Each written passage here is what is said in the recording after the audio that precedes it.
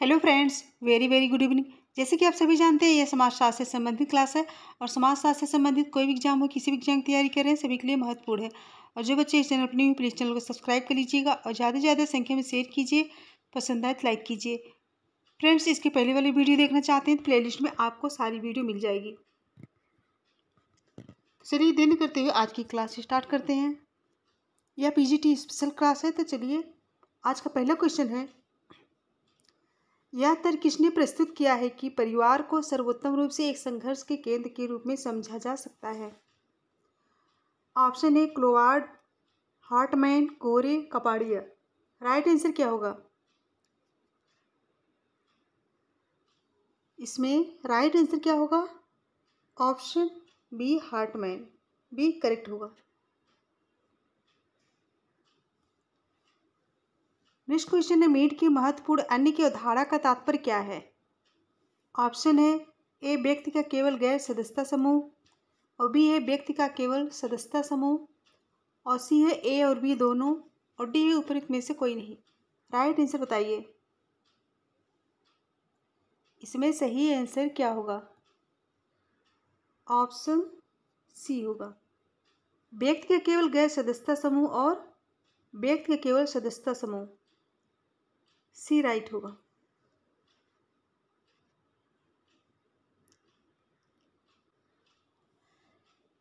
Next question है, धर्म की उत्पत्ति सिद्धांत में किसने शरीर आत्मा और स्वतंत्र आत्मा की बात का प्रयोग किया है? ऑप्शन है Tylor, Malinowski, Max Muller, Max Weber. Question क्या है, धर्म की उत्पत्ति सिद्धांत में किसने शरीर आत्मा और स्वतंत्र आत्मा की बात प्रयोग की है? सही आंसर क्या होगा?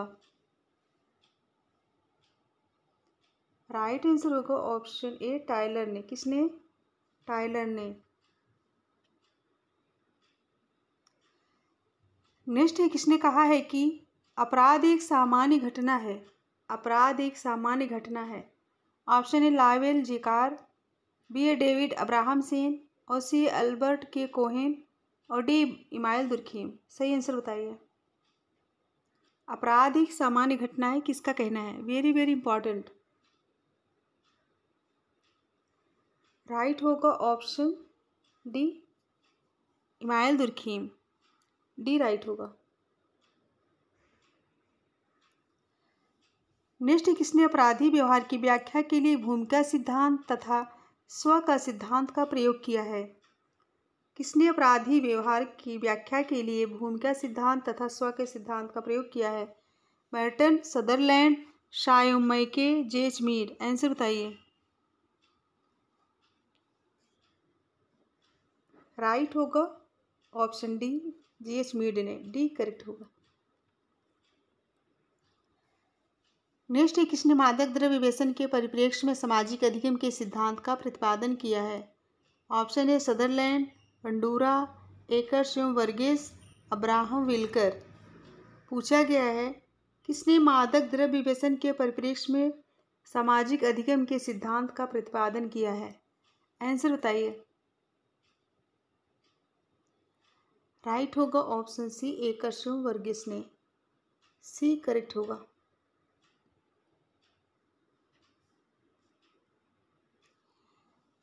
नेक्स्ट क्वेश्चन है, पुरुष का एकाधिकार व ईर्ष्या की भावना को परिवार की उत्पत्ति का प्रमुख कारण किसके अनुसार बताया गया है?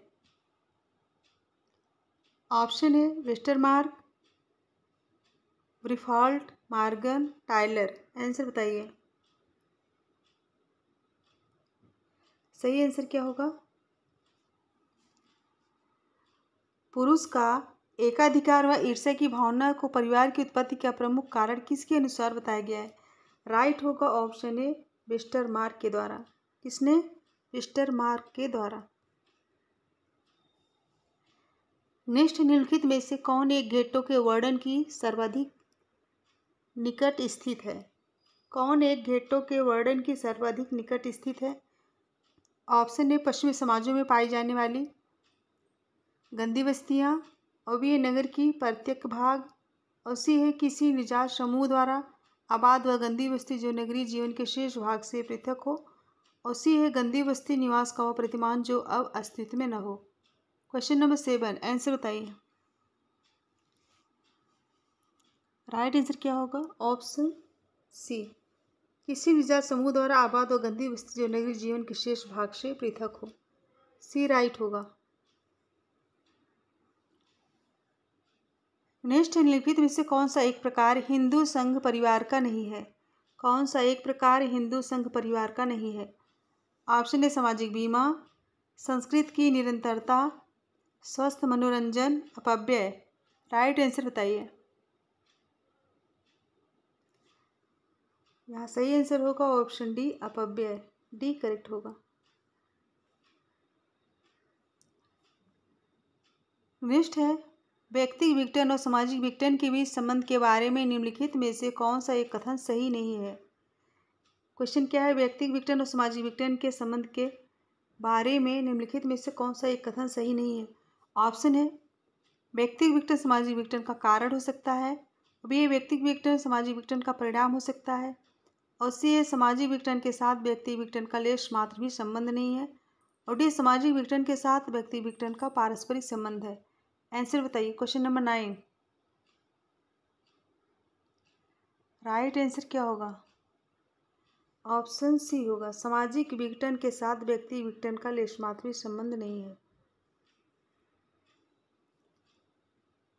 नेक्स्ट क्वेश्चन है क्वेश्चन नंबर 10, हिंदू समाज निर्माण के द्वार पर पुस्तक के रचयिता का नाम बताइए।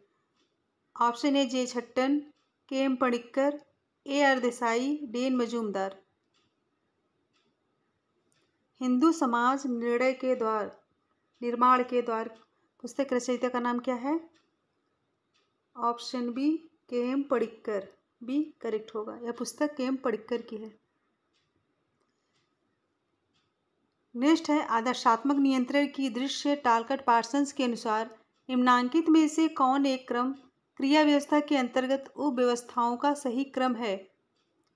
ऑप्शन ए सामाजिक उपव्यवस्था, सांस्कृतिक उपव्यवस्था, व्यवहारात्मक उपव्यवस्था, व्यक्तित्व उपव्यवस्था, और बी है सांस्कृतिक उपव्यवस्था, सामाजिक उपव्यवस्था, व्यक्तित्व उपव्यवस्था, व्यवहारात्मक उपव्यवस्था। सी है सांस्कृतिक उपव्यवस्था, सामाजिक उपव्यवस्था, व्यवहारात्मक उपव्यवस्था, व्यक्तिगत उपव्यवस्था, और डी है सामाजिक उपव्यवस्था, व्यक्तित्व उपव्यवस्था, सांस्कृतिक उपव्यवस्था और व्यवहारात्मक उपव्यवस्था। ऑप्शन डी आंसर बताइए। चारों ऑप्शन अच्छे से पढ़िए फिर आंसर दीजिए। पूछा गया आदर्शात्मक नियंत्रण की दृष्टि टालकट पार्सन्स के अनुसार निम्नांकित में से कौन एक क्रम क्रिया व्यवस्था के अंतर्गत उपव्यवस्थाओं का सही क्रम है? आंसर क्या होगा? ऑप्शन बी, सांस्कृतिक उपव्यवस्था, सामाजिक उपव्यवस्था, व्यक्तित्व उपव्यवस्था और व्यवहारात्मक उपव्यवस्था। बी राइट होगा।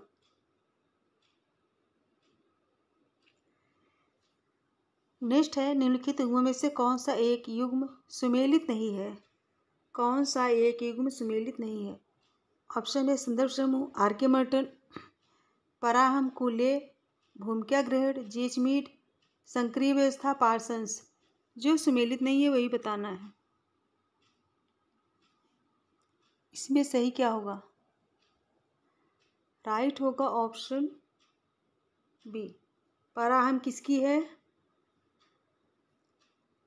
फ्राइड की है, कुले की नहीं है, तो बी करेक्ट होगा।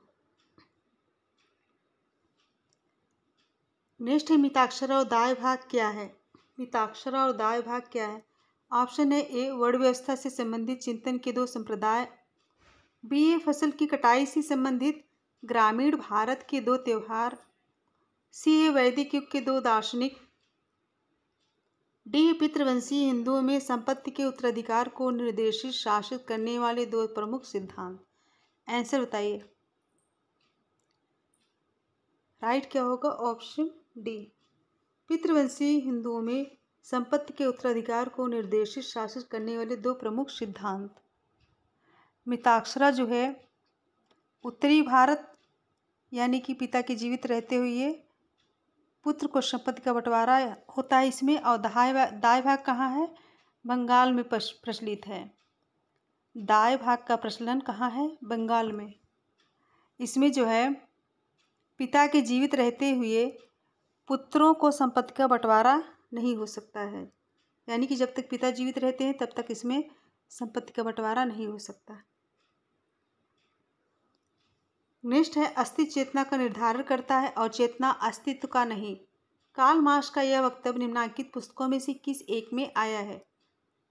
ऑप्शन है A, contribution to the critique of political economy, और बी है manifesto of the communist party, और सी है economic and philosophical manuscripts of 1844, और डी उपयुक्त में से कोई नहीं। सही आंसर बताइए। सही आंसर क्या होगा?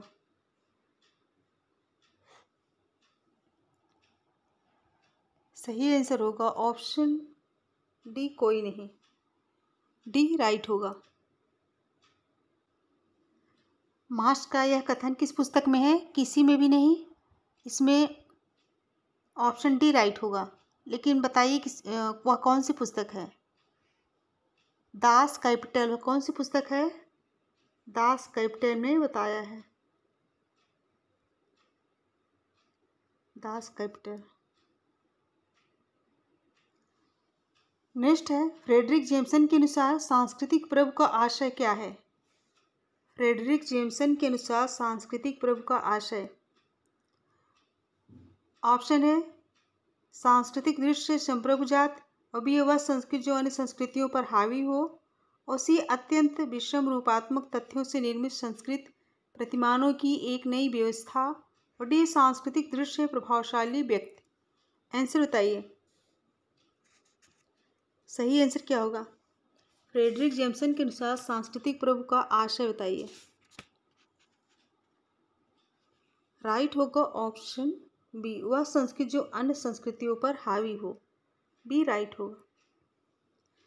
नेक्स्ट है, स्थानीय स्तर पर निम्नलिखित विकासात्मक योजनाओं में से किस एक योजना का निर्धारित है लोगों द्वारा लोगों के लिए नियोजन? क्वेश्चन क्या है? स्थानीय स्तर पर निम्नलिखित विकासात्मक योजनाओं में से किस एक योजना का निर्धारण है लोगों द्वारा लोगों के लिए नियोजन? ऑप्शन है सामुदायिक विकास कार्यक्रम, बी समन्वित ग्रामीण विकास कार्यक्रम, और सी है सर्वोदय, और डी है अंत्योदय। आंसर बताइए।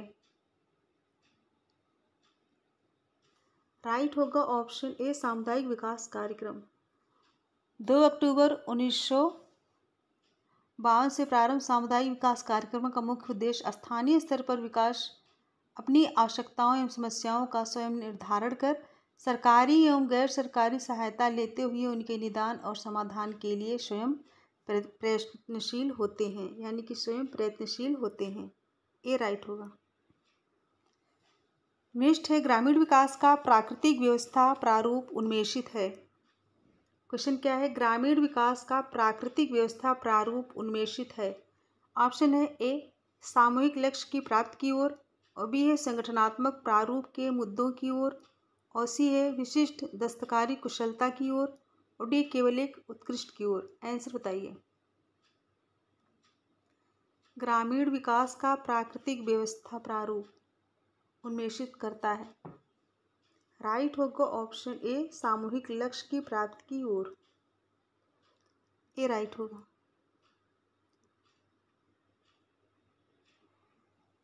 नेक्स्ट है, निम्नलिखित में से कौन से युग्म सही रूप में सुमेलित हैं?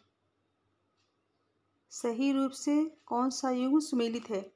झूम खेती, मुरिया, अस्थायी कृषि, विडोई, पशुपालक, अर्थव्यवस्था, संथाल, आखेट एवं भोजन संग्रह, बुशमैन। कोड देख के आंसर बताइए।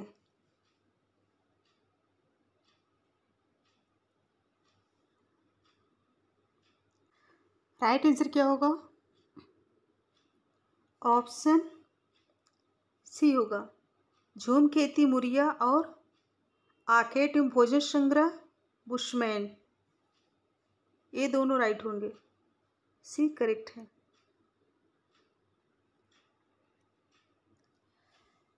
नेक्स्ट क्वेश्चन है, किसने अर्थव्यवस्था को अधिसंरचना कहा है?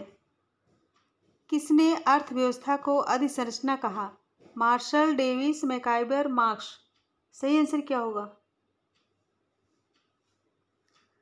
राइट होगा ऑप्शन डी, मार्क्स ने। किसने? मार्क्स ने अर्थव्यवस्था को अधिसंरचना नाम दिया। नेक्स्ट है, भारत में योजना आयोग का प्रथम अध्यक्ष कौन था? Option A Rajendra Prasad, B A Rajagopalachari, C A Jawaharlal Nehru और D A M L. Nehru. Answer बताइए। राइट होगा ऑप्शन सी जवाहरलाल नेहरू। 15 मार्च 1950 में योजना आयोग का गठन एक संवैधानिक तथा परामर्शदात्री निकाय के रूप में किया गया था। नेक्स्ट है, निम्नलिखित में से कौन सा एक कथन सांप्रदायिकता को विशेषीकृत करता है? ऑप्शन ए धार्मिक सहिष्णुता की भावना, बी अपने धर्म के प्रति धर्मोन्मादी दृष्टिकोण जो अन्य धर्मों को निंदित करता है, और सी धार्मिक सुधार का एक नारा, और डी धार्मिक तटस्थता का दृष्टिकोण। आंसर बताइए। सही आंसर क्या होगा? ऑप्शन बी अपने धर्म के प्रति धर्मोन्मादी दृष्टिकोण जो अन्य धर्मों को निंदित करता है। नेक्स्ट है, निम्नलिखित में से कौन सा एक आदिम अर्थव्यवस्था की विशेषता नहीं है? ऑप्शन है प्रौद्योगिकी सहायता का पूर्ण अभाव, और बी है वस्तु विनिमय व्यवस्था, और सी है जीवन निर्वाह का स्तर, और डी है लाभ प्राप्ति का लक्ष्य। आंसर बताइए। सही आंसर क्या होगा? ऑप्शन डी होगा, लाभ प्राप्ति का लक्ष्य। पूछा गया कौन से एक आदिम अर्थव्यवस्था की विशेषता नहीं है? लाभ प्राप्ति का लक्ष्य, डी करेक्ट होगा। नेक्स्ट है, संप्रेषणात्मक क्रिया का सिद्धांत किसने प्रस्तुत किया? Option A Karl Popper, Habermas, H G. Gadamer, Niklas Luhmann. Answer बताइए। राइट होगा ऑप्शन बी हैबरमास। संप्रेषणात्मक सिद्धांत किसने प्रस्तुत किया? हैबरमास ने। बी राइट होगा। नेक्स्ट है, सामाजिक केशकृत्य की अवधारणा किसने प्रतिपादित की? सामाजिक केशकृत्य की अवधारणा किसकी है? Kingsley Davis, Louis Dumont, Malthus Spencer. Answer बताइए। राइट होगा ऑप्शन बी लुई ड्यूमा ने। नेक्स्ट है, जो अनुष्ठान जीवन चक्र के एक चरण से दूसरे में व्यक्ति के जीवन में महत्वपूर्ण संक्रमण बिंदु होती हैं वह कहलाते हैं। ऑप्शन है भूमिका निभाना, बी है जीवन यात्रा के संस्कार, और सी है परिस्थिति को निश्चित रूप देना, और डी है विन्यास स्टेटस सेट। आंसर बताइए। इसमें सही आंसर क्या होगा? ऑप्शन बी जीवन यात्रा के संस्कार। जो अनुष्ठान जीवन चक्र के एक चरण से दूसरे में व्यक्ति के जीवन में महत्वपूर्ण संक्रमण बिंदु होते हैं वे जीवन यात्रा के संस्कार कहलाते हैं। और जीवन पद के संस्कारों की अवधारणा किसकी है? वान गैनप की है। किसकी है? वान गैनप। वान गैनप की अवधारणा है। नेक्स्ट है, सामाजिक अस्थिरीकरण के प्रकार्यात्मक उपयोगिता निम्नलिखित में से कौन सी नहीं है? ऑप्शन है यह अवसर प्रदान करने में सहायता करती है, और बी यह तीव्र संघर्ष की भावना विकसित करती है, और सी यह समाज में अनुपयुक्त व्यक्तियों की पहचान करने में सहायता करती है, और डी यह समाज में अनुपयुक्त व्यक्तियों की पहचान करने में सहायता करती है। आंसर बताइए। ऑप्शन को अच्छे से पढ़िए फिर आंसर दीजिए। सही आंसर क्या होगा?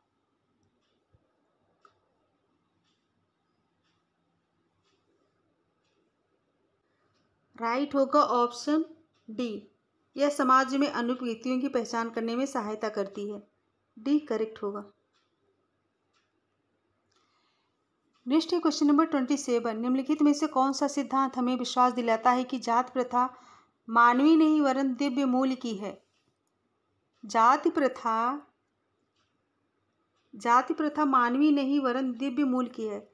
ऑप्शन है प्रजातिगत सिद्धांत, राजनीतिक सिद्धांत, पेशा संबंधी या व्यवसायिक सिद्धांत, और डी पारंपरिक सिद्धांत। आंसर बताइए। राइट होगा ऑप्शन डी पारस्परिक सिद्धांत। यह होगा पारस्परिक सिद्धांत।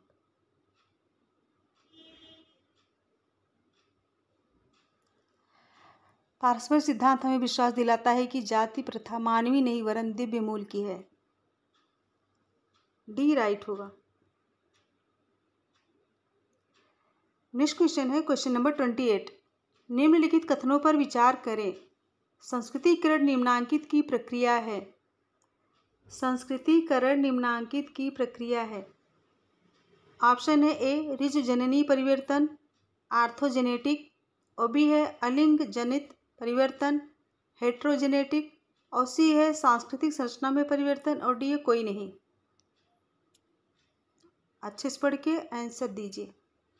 संस्कृतिकरण निम्नांकित की प्रक्रिया है। सही आंसर क्या होगा? राइट आंसर बताइए।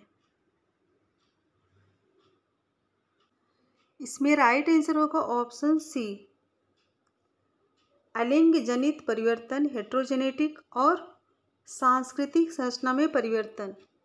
सी राइट होगा, याद कर लीजिएगा। नेक्स्ट क्वेश्चन है सभ्यता में परिवर्तन की प्रक्रिया का विश्लेषण करने के लिए निम्नलिखित में से कौन सी अवधारणा प्रयुक्त होती है? क्वेश्चन क्या है? सभ्यता में परिवर्तन की प्रक्रिया का विश्लेषण करने के लिए निम्नलिखित में से कौन सी अवधारणा प्रयुक्त होती है? ऑप्शन है गेमिन शेप्ड बंद समाज या समुदाय, और गैशर शेप्ड समिति, और भी है जैव रेशनल और वर्ड रेशनल, और सी है यांत्रिक और जैविक स्वायत्तता, और डी है इंद्रिय परक और विचार परक संस्कृत। क्वेश्चन नंबर 29 आंसर बताइए। राइट आंसर क्या होगा? ऑप्शन डी इंद्रिय परक और विचार परक संस्कृत।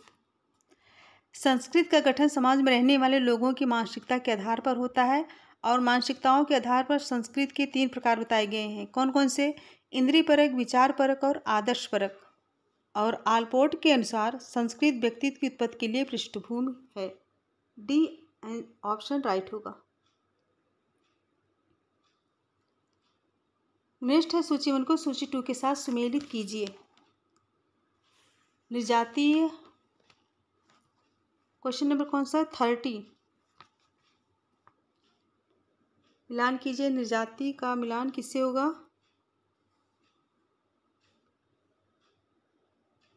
नागा आंदोलन और सुधार का, भक्ति आंदोलन, अलगाववादी विरसा आंदोलन और अर्धराष्ट्रीय झारखंड आंदोलन। ऑप्शन बी राइट होगा। निर्जातीय का नागा आंदोलन, और सुधार का भक्ति आंदोलन, अलगाववादी का विरसा आंदोलन, अर्धराष्ट्रीय का झारखंड आंदोलन। बी राइट होगा। ऑप्शन बी करेक्ट होगा।